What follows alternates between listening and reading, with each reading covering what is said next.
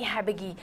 ꯄꯣꯠ ꯑꯃꯈꯛ ꯑꯩꯈꯣꯏꯒꯤ ꯅꯤꯡꯕꯨ ꯉꯥꯡꯅꯔꯛꯄ ꯃꯁꯤꯒꯤ ꯃꯇꯥꯡꯗꯅ ꯑꯅꯝꯕ ꯑꯩꯈꯣꯏ ꯍꯦꯗꯂꯥꯏꯟꯁ ꯑꯣꯏꯅ ꯐꯣꯡꯅꯕꯁꯦ ꯑꯩꯈꯣꯏꯅ ꯁꯨꯝ ꯊꯦꯡꯅꯖꯩ ꯑꯩꯈꯣꯏꯒꯤ ꯂꯥꯛꯀꯗꯧꯔꯤꯕꯁꯤ ꯑꯁꯥꯝ ꯑꯃꯗꯤ ꯃꯤꯖꯣꯔꯥꯝꯗ ꯑꯩꯈꯣꯏꯒꯤ ꯁꯦꯞꯇꯦꯝꯕꯔꯒꯤ ꯁꯦꯀꯦꯟ ꯋꯤꯛ ꯍꯥꯏꯕ ꯇꯥꯔꯦ ꯁ꯭ꯋꯥꯏꯗ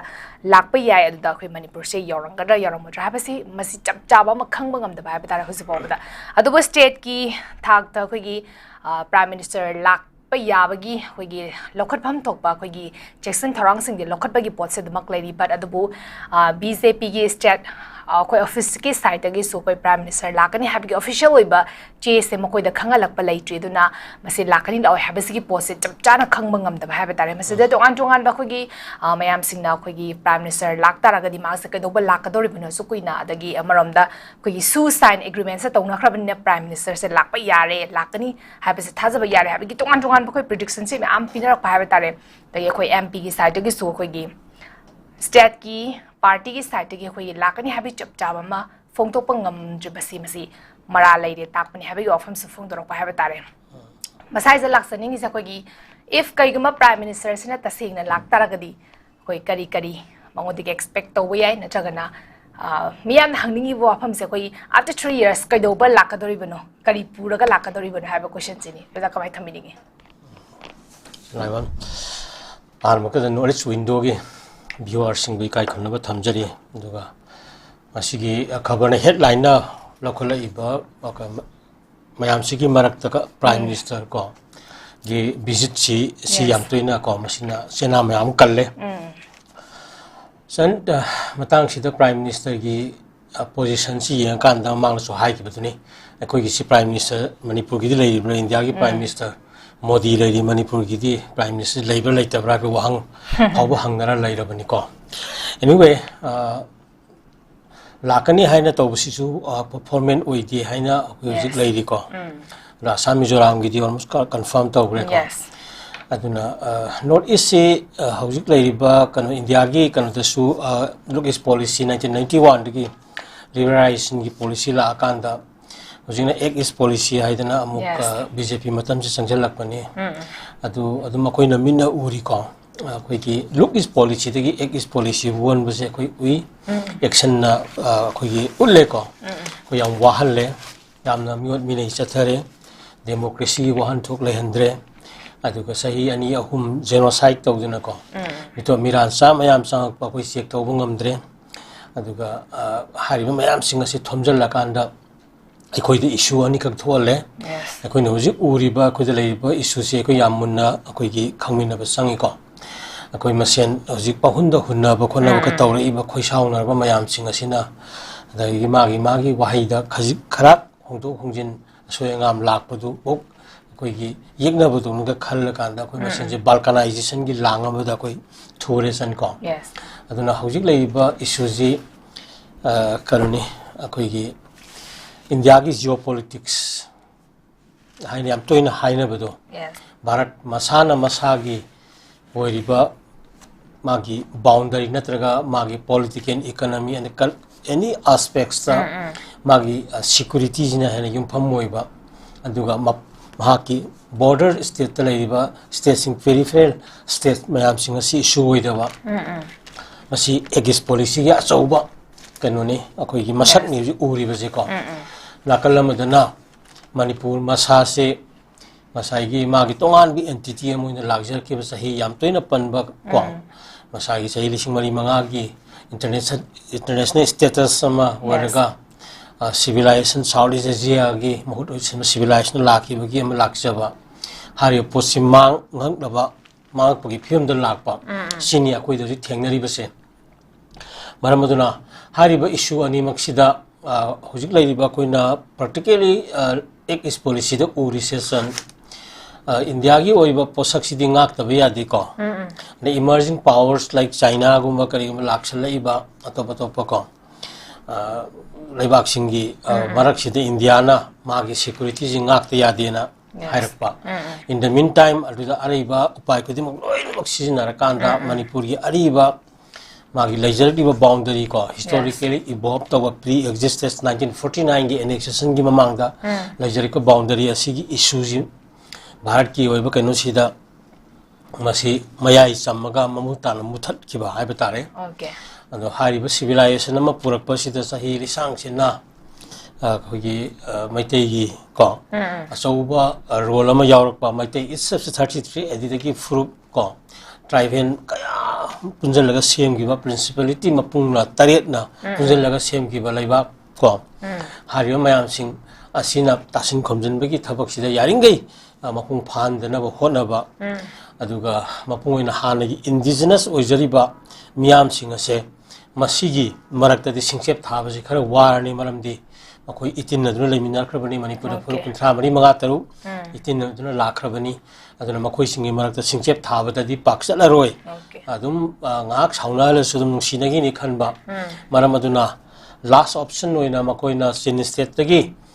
makoi gi yariba ya chamina ba yariba bama gi saruk khara ko sin ko ki jo haije ko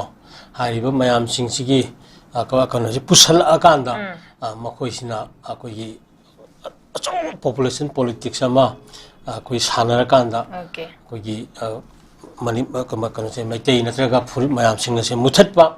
aduga masigi oraba historically importance oraba tigi magi akoi gi oraba culture punamak loina mangan graga pura bharat ki oiba kano ama semba gi lalong du changsil lai haibe se ure aduna united nations ki report ta bauda 64300 ki imi influx laire ga isi report pigram ni ko san amasi is a tip of the iceberg haibe tare ko turian gi isen da yawba maton tungkhalaiba akoi irol da lotna leiba maton gi iceberg ki machin duni hainari ni ko ungi machin do haibidi 64 duna te yam leiki bedugi akoi analysis mayam tawduna masigi statistician mayam na koi puthokre ko anyway ajik aina langning di prime minister si lakpa matamda kari kidamakta sahi ani ahum harjal lakador pot asita lakka matamda manipur yorok tabada hauji phawbuda naksal lekhai tadriba kari gino aduga masi khangandriba kari gino aron ba agenda oina tamin na sal lamaga adugumlaba koida karino khangandana leidana adu ko kiyo pot hayo posimdi moi phajana pire makoina pamba pr pire adu makoina pamba masai gi su extension pire sigi mayam si akoina yengu matamda makoi gi weight che somdana leiba hena ko wena tawi maramdi magi geopolitics ta akoi di kaishu nati ko maramaduna hari por se ai koi khangmina mathau tai aduna still ai pai pusina pombani akoi conscious way maramana koi politician sing akoi gi CSO sing ko dige akoi gi leiba leader sing academician sing aduga intellectual sing am half hearted way biranu ko koi gi preparation kra taw mathau tare kari gum sai thing khara ti phangani koi gi si tawdraga di koi soidna kar awa se thing soidna koi matam si dum phangba haugni ko maramaduna khwaidagi pangdaba khwaidagi hena ka koi gi miki thi natra khwaidagi hena mating leitaba karo koi gi generation haibido masi gi miron oiragani ko maramaduna yari makai ka miyam sing asigi amapung oina lusingbo oiba sing asina amadi loop sing asina ko kara hera conscious obirakanda am seriously work to obirakanda hujik lairibi issues mayam piribi impact mayam adigi akoi piriba sapu mayam singa se yamna khangmina bagi matam were adana mase amna kano were samna haibada highway hangni ga haira kanda pot chai gari khara thau thajin tawba particularly maitei daga hek maitei ga kokijo ga changnari bab kanu sidi yaroi gan haiba yamna mathong huktaba ngangam thokto mayam se freely nganghal laga thammi ba ko yamna khoida saholiba khoidog saholibani gai tawriba porok sahal kanda wild wera kanda kari gumba decision khara lauge gaina yam toina haigi beduni mangsu flow delay system thaman mana hum panba am idea manipur buthuga raga idea kanglai pakte indharaga tongana idea khoi laidna zalingam or nagalim gi concept ta tawrakanda manipur demolition theory ama yamna nithijena sangchel yaibse koi mas yam hai singna thengna basangi ko na koi lejeri resource mayam koi historical facts mayam singasi puduna asidi malengi phambak da satpa mioi sing ju thokpirakle and UN gi platform da ko so the indigenous forum da andagi decolonization committee ki kari ki mayam laiba mayam singa si ki importance ye kanda si lam da lai na mayam singa si na koi we have to be well si prepare ko we have to be prepared now for the things that coming up as unwanted elements ko aduna koi masi yeng basangi hai wa kunchi tang prime minister ki la ka posi anyway bharat ki prime minister si la ena khan basu la abasu ko akoi na maram sana kari gum khara akoi gi side gi assurance khara su koi lahuba mathau tai duga andu kari gum khara su sense of appreciation kai dana andaki nongna tongna ki batu February 29 2024 da loisan graba matung da amu gap lai bani na matu ano agreement jo hari ko san maram na maybe extension in continuity de lakpo oigera natraga ano bo oigera matang adu da akoi hoji podi kano statement khara thopodi ure mo gi consent sudi or bijina hari bo ground do hawudi gi thugai bo ko aduga welcome to buzuman ba mapung phadri ba man ba koi da yamna provocation to ko pa lai ko election ya ha meji ko aduga hari mayam singa sida akoi da achauba kano ma sahonna bagi provocative oi ba yamna kano mayama semkat le haibasima akoi ya batai maramuduna matang da handaki anobda su yaudi dana manipur gi territory integrity ka hel loigana haibudo adu magadu khara focus taraga I primary kana prime minister se lakpa taraga di ko su kana sai agreement du yaukriwa territory integrity matang do yal chinda hairaga bhaw harau budu nataba samna harbada madu parliamentary guarantee na constitution guarantee oina piro ga na haibu gumba su adum hayo bu sangi ko article 3 ki matang article 371 ko clause 1-2 gi koi si gi ko leiri dina singo yam se koi munna intellectual academicians mayam na khana ra kanda amato bagi kano da heng yaw gi nata bodo ko ma leiri ba sing se koi kom na yeng se losi ai ba pum jan thang gi ko okay yam phasa tham bi krai ko gi prime minister lakta ba gi wa fam se koi tongan ba ko gi intellectual sing na so koi gi adum only sa dumak comments dum piraga sulak pani masi laktara karigumba chap chaba khoi manipur gi leriba issue sing matang da chap chaba wafam sing phong do khalamba duga kari steps sing khoi peace prok nabagi damangta khoi hojik nomai kapa lep taraga so fully khoi normally peace ta lai habigi pot se khoi haiba yadabagi pot amakha koi ba dubu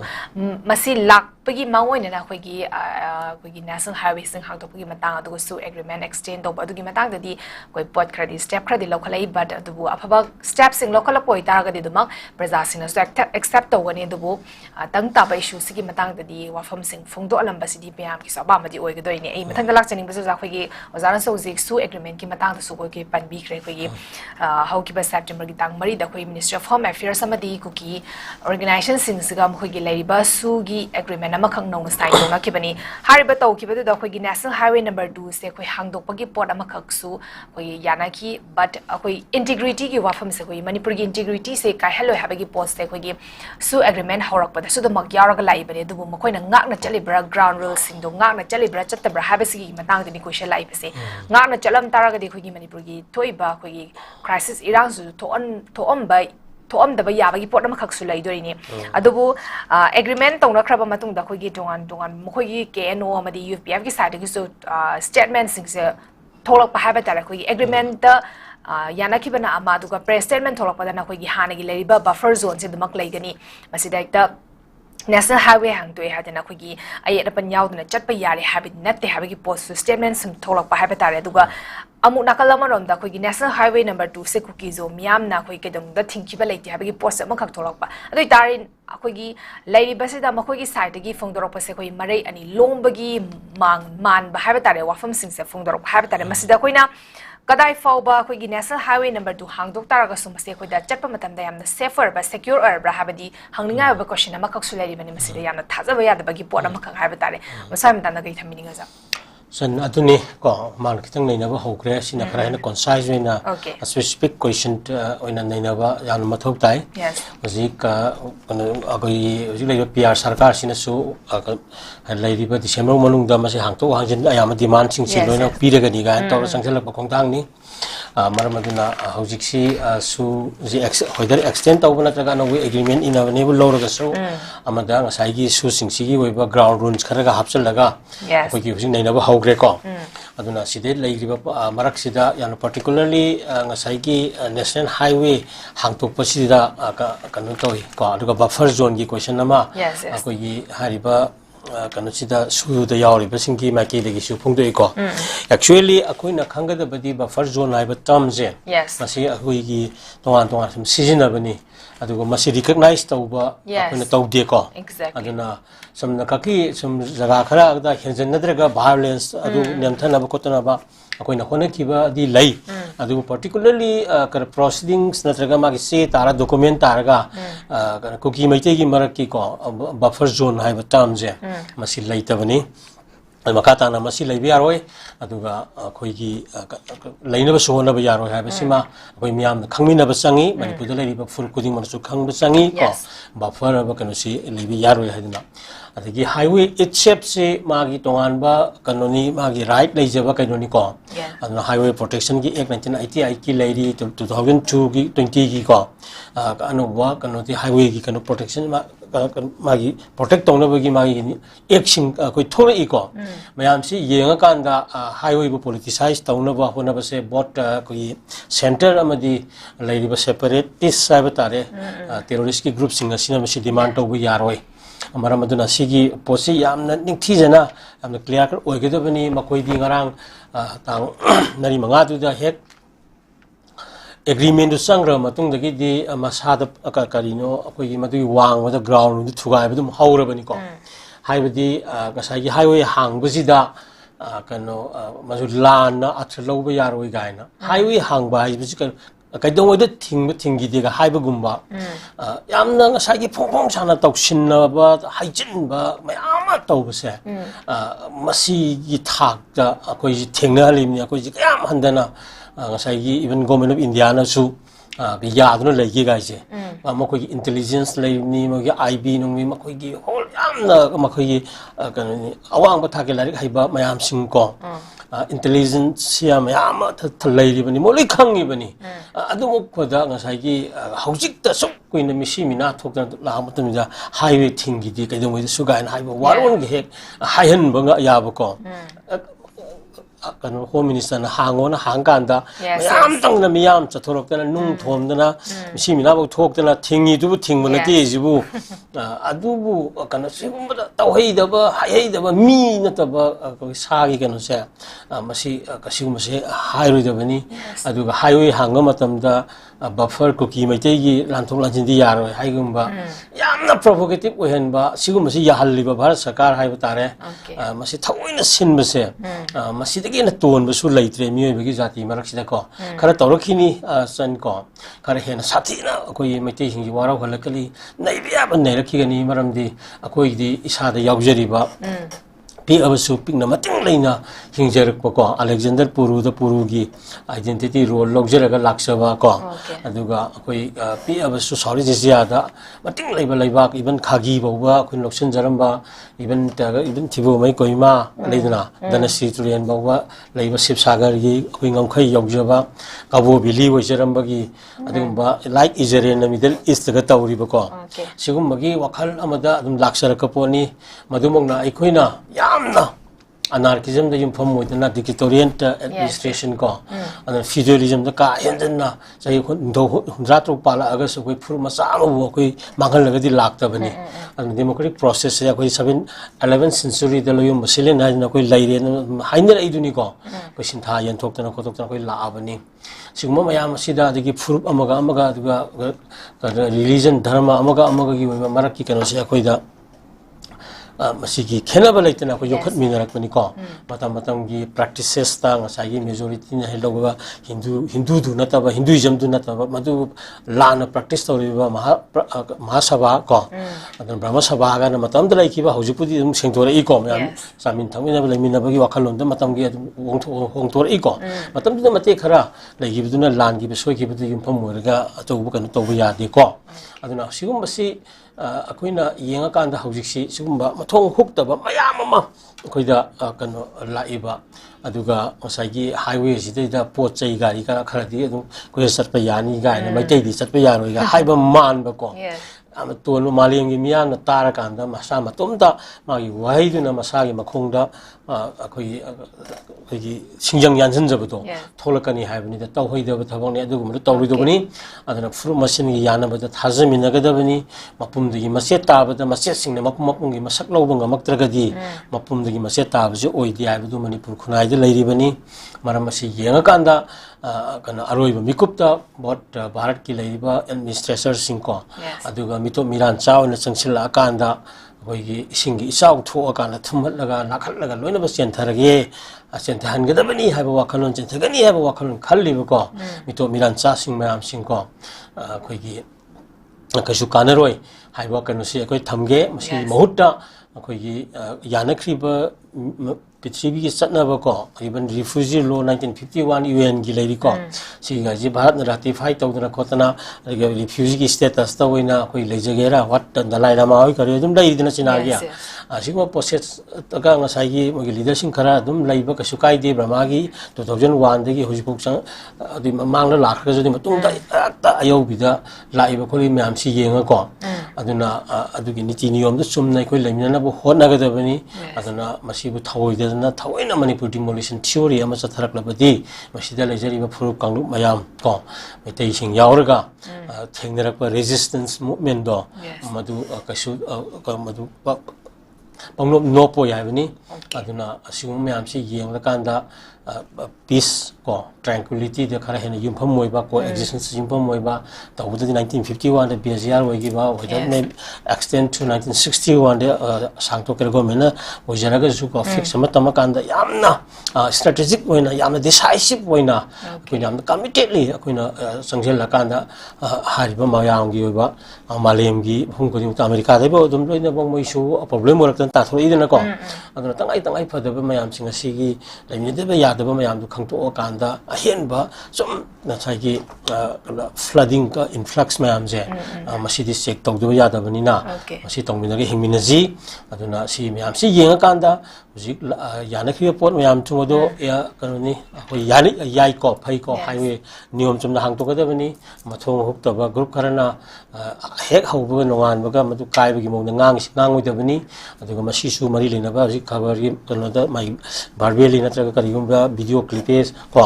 mai kan loi thola abani na concerned authorities of say India ko masi yam examine tor ka da madu response na react to gudabani aduna free movement saning thijana yahange dabani aduna thongmoram khangdaba sunging thingge ga haibugumba kanu se ko particularly mit ugraba sangsang ugraba ngatani ko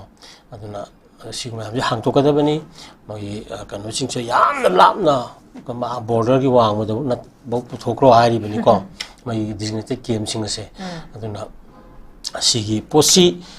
akoina line logde masidi implement torgo matamda mati effective oirakta taragadi madugi sabsaba pakhumdo akoi miyamna adum pirakani haibo hum thamge ko okay am nungai se akoi gi zara sam phasana su thambi khre akoi gi masida akoi gi lokhalakpa center gi sati gi lokhalakpa step sing sida akoi gi masi kadai fawa manipur da mapung fan implement tawa yaga ta gi manipur gi praja sing ne yaning bo ekadra orodra habagi akoi gi question hangba na jagana masida akoi gi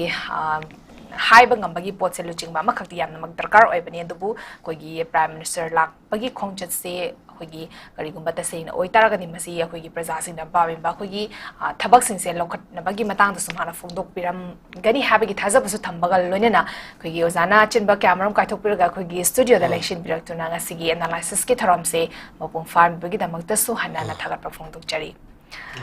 Matang North East Window na sandok sa news analysis to shinjari ming tabriba singbo mukhanna khurumjari.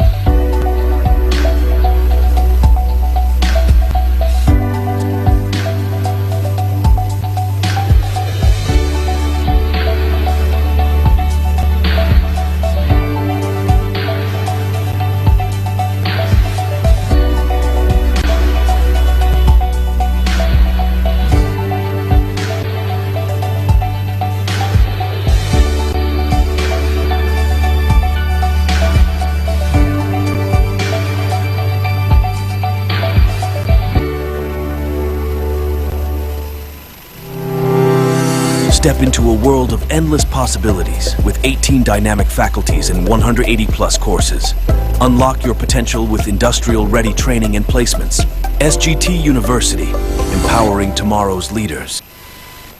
Central government ki thabaki exam mai pakke khalagadi kari pagadabano khangbadagi kari paroidabano khangbana hena maru oi. Russell Coaching Institute Mayang Imphal SSC Defense Samadi Banking Exam Singi Thataruki Boarding course Hausaragani Mafamasida Boarding the Labor Satra Kudingmak Thavaki Exam Singda Written da 100% success oiri Mafamasida Sakdaraba Retired Navy Air Force Samadi Subject Expert Singna Takpi Tambiri Boarding the Labor Satra Sing No Madapung Tara Ozaga Lunina Larik Pahanbaga Lunina Pung amagi physical training su pijari mafamasida subject khudingmaki shortcut methods su takpi tambiri akagnaba sit masing kun khaktani yawbining basingna mayang Imphal Bangun buya leirakta leiba Russell Coaching Institute ta lakpiraga registration tobi hau natroga akupamaro gidamak mobile number 8289 833 957 da contact tobirau.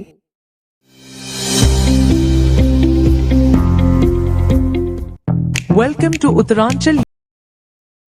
Haksang Panatamgi Hairabadi, Iram the Masimakta the Laiba, Kwaidagi Paraba Hospital Singi Manunda Ama Oiriba, Babina Hospital Lizari. Mapamasida, Tazabayarabamadi, Seliam Nachangdana, Specialty Kunhen Badana lying Bagi Kudong Chaba Pizari. Pediatrics, Cardiology, Cosmetic Surgery Amadi, Specialty Makal Maka Kayada, Aikogi Specialist Singna, Marik Chumna, Kawai Haksang Yauna Lying Zari. Aduna, State Wangmada Muk Karigi Chatlugani, Aikogi Manipur Dasu Hogikti, Awang Bataki, Health Care Fanglabada. Matam Mangan Biraganu, Sel Henatingan Biraganu, Aikogi Specialist Singdagi, Malemgi Apabataki Lying Patap Yumpam Oiba, Service Lobiu. Babina Hospital, where hope meets compassion. Akupamarol Gidamak, Babina Hospital, Saziwa Gel Road, Kabay Soy Impal Istaleng Sinbirau. Natraga, Aikogi phone number 6909 390666 ta call to Birau.